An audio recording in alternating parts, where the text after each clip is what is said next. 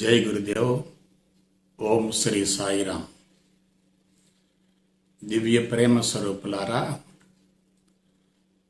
The cessation of the conflict between your internal mind and external materialistic world is nothing but yoga అన్నారు. నీ లోపల సూక్ష్మ ప్రపంచం ఉంటుంది, బయట స్థూల ప్రపంచం ఉంటుంది. సూక్ష్మ ప్రపంచానికి స్థూల ప్రపంచానికి మధ్య నిరంతరం యుద్ధం జరుగుతూ ఉంటుంది. ఆ యుద్ధం సమూలంగా ఆగిపోవటమే యోగా అన్నారు. వాస్తవానికి నీ అంతరంగ స్థితి అంతటా ప్రతిబింబిస్తుంది. నీ అంతరంగంలో ఉన్నదే బయట కనిపిస్తుంది. బయట చెడు కనిపిస్తుందంటే అది బాహ్య ప్రపంచంలో ఉన్న చెడు కాదు, నీ అంతరంగంలో ఉన్న చెడు సంస్కారాలే. బయట మంచి కనిపిస్తుందంటే దానికి మూల కారణం నీ అంతరంగంలో ఉన్న ఉత్తమ సంస్కారాలే. కాబట్టి నువ్వెవరిని సరిచేస్తావు? దేన్ని సరిచేస్తావు? బాహ్య ప్రపంచాన్ని సరిచేయటం కాదు, నీ అంతర సూక్ష్మ ప్రపంచాన్ని సరిచేసుకోవాలి. నీ అంతరంగం స్వచ్ఛంగా ఉంటే అంతటా పవిత్రతే కనిపిస్తుంది. నీ అంతరంగంలో కలుషితం ఉంటే బాహ్య ప్రపంచం అంతా కలుషితంగా కనిపిస్తుంది. అజ్ఞాని బాహ్య ప్రపంచాన్ని సరిచేయాలనుకుంటాడు, అది సాధ్యం కానే కాదు. జ్ఞాని తన అంతరంగాన్ని శుద్ధి చేసుకొని ఆధ్యాత్మిక మార్గంలో పరిణతి చెంది జీవితాన్ని ఆనందంగా సంతృప్తిగా ముగిస్తాడు. కాబట్టి ఆధ్యాత్మికత అంటే బాహ్య ప్రపంచాన్ని సరిచేయటం కాదు, నీ అంతరంగాన్ని సమూలంగా శుద్ధిగా ఉంచుకోవటమే. అంతరంగం శుద్ధైనప్పుడు ప్రపంచం నీ వైపుకు చూస్తుంది. నీ అంతరంగం కలుషితంగా ఉండి నువ్వు ప్రపంచంతో ఘర్షణ పడుతుంటే అందరూ నీ నుండి దూరం అవుతారు. ప్రతికూలత అనేది ఎక్కడా లేదు, అది నీకు నీవుగా సృష్టించుకున్నదే. ప్రతికూలతను గురించి నిరంతరం ఆలోచిస్తూ ఉంటే శక్తి విపరీతంగా ఖర్చు అవుతుంది. అటువంటి ప్రతికూలతను అనుకూలంగా మార్చుకోవటమే ఆధ్యాత్మికత అంటే.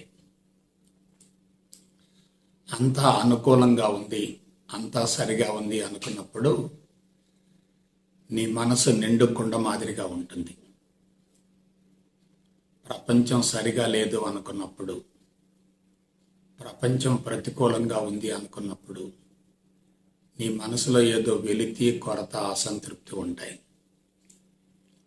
ఆ అసంతృప్తిని భర్తీ చేసుకోవటం కోసం నువ్వు ప్రపంచంలో పరుగులు పెడుతూ ఉంటే ఆ అసంతృప్తి ఇంకా పెరుగుతూనే ఉంటుంది. ప్రస్తుతం ప్రపంచం అంతా అనేక ఘోర విపత్తులకు, భయంకరమైన సమస్యలకు లోను కావటానికి మూల కారణం అందరూ బాహ్యముఖ ప్రయాణంలో ఉన్నారు, అంతరంగ శుద్ధిని మర్చిపోయారు. బాహ్యముఖ ప్రయాణం బంధాలను పెంచుతుంది, అంతర్ముఖ ప్రయాణం సంపూర్ణ స్వేచ్ఛను అందిస్తుంది. కాబట్టి నువ్వు దేన్ని ఎన్నుకుంటావో, ఏ వైపుకు పయనిస్తావో జాగ్రత్తగా ఆలోచించుకో. అడుసు త్రొక్కనేలా, కాలు కడగనేలా అంటారు. పొరపాటు పడ్డ తర్వాత ఆ తప్పును సరిదిద్దుకోవటం చాలా కష్టమవుతుంది. ఎటువంటి పొరపాటు జరగకుండా జీవితాన్ని ప్రశాంతంగా నల్లేరు మీద బండిలాగా కొనసాగిస్తూ ఆనందంగా జీవితాన్ని ముగించాలంటే మీరు గురు సందేశాలను తప్పనిసరిగా వింటూ ఉండండి. జీవితం చాలా విలువైనది, దానిని సద్వినియోగపరుచుకోవాలి. బయట కనిపించే భౌతిక ప్రపంచమంతా నిరంతరం మారుతూ ఉంటుంది. దానికి ఎటువంటి విలువ ఉండదు.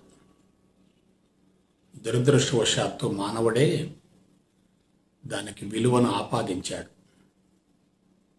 ప్రకృతి వనరులకు వెలకట్టి క్రయ విక్రయాలకు ఉపయోగించడం వల్ల ప్రకృతి అంతా పతనమవుతూ వచ్చింది.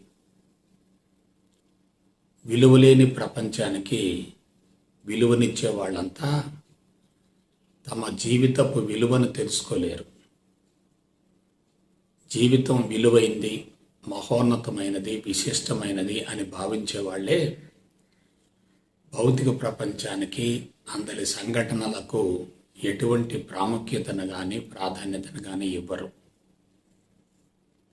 ఒక మాటలో చెప్పాలంటే, ప్రపంచం విలువైనది అని భావించే వాళ్ళంతా ప్రపంచం వెంట పడుతూ ఉంటారు. ప్రపంచం నుండి నువ్వు పొందేదంతా కూడా అంతిమంగా ఇక్కడ వదిలి వెళ్ళవలసిందే. ఆస్తులు కానీ, అంతస్తులు కానీ, కీర్తి ప్రతిష్టలు కానీ, గుర్తింపు కానీ, ఇవన్నీ కూడా నీ మానసిక పరమైనటువంటి భావనలే అహంకారానికి ప్రతిరూపమే.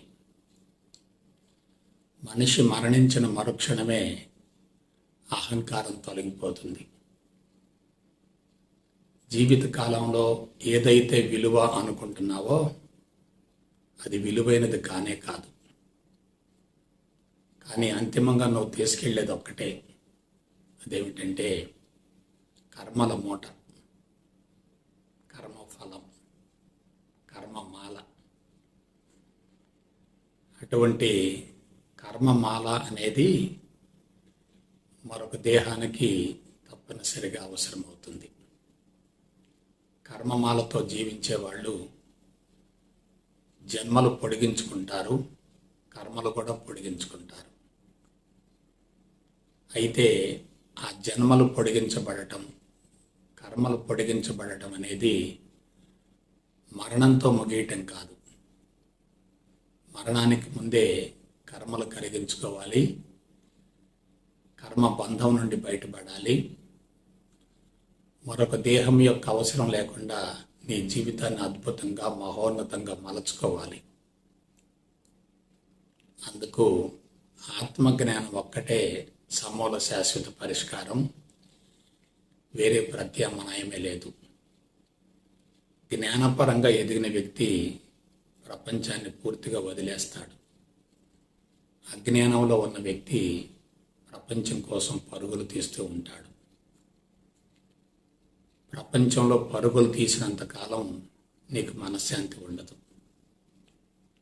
ప్రపంచాన్ని మానసికంగా వదిలేస్తేనే నువ్వు ప్రశాంతంగా, సంతృప్తిగా జీవించగలుగుతావు.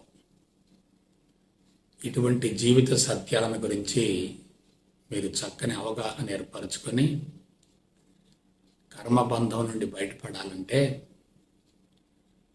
గురు సందేశాలను తప్పనిసరిగా వింటూ ఉండండి. అవన్నీ కూడా నవీన భగవద్గీత సారాంశం. పాతకాలపు విధానాలను అనుసరించవద్దు. జ్ఞానపరంగా ఎదిగిన మరుక్షణమే నీ కర్మల మొత్తం సమూలంగా దగ్ధమవుతాయి. అందుకే జ్ఞానాగ్ని దగ్ధ కర్మణ అన్నారు. జ్ఞానం అనే అగ్నిలో కర్మల మొత్తం సమూలంగా దగ్ధం చేసుకోవాలట.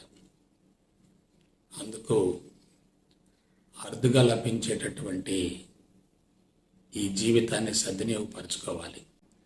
జ్ఞానపరంగా పరిణతి చెందగలుగుతారు. కర్మల మొత్తం సమూలంగా దగ్ధమవుతాయి. జీవుడే దేవుడు అవుతాడు. ఆ దేవుడు విశ్వంలో కలిసిపోతాడు. కాబట్టి గురు సందేశాలను క్రమం తప్పకుండా వింటూ జీవిత పరమార్థం నెరవేర్చుకోవాలని మనసా వాచ కర్మణ కోరుకుంటూ సెలవు తీసుకుంటా. జై గురుదేవ్, జై గురుదేవ్, జై గురుదేవ్.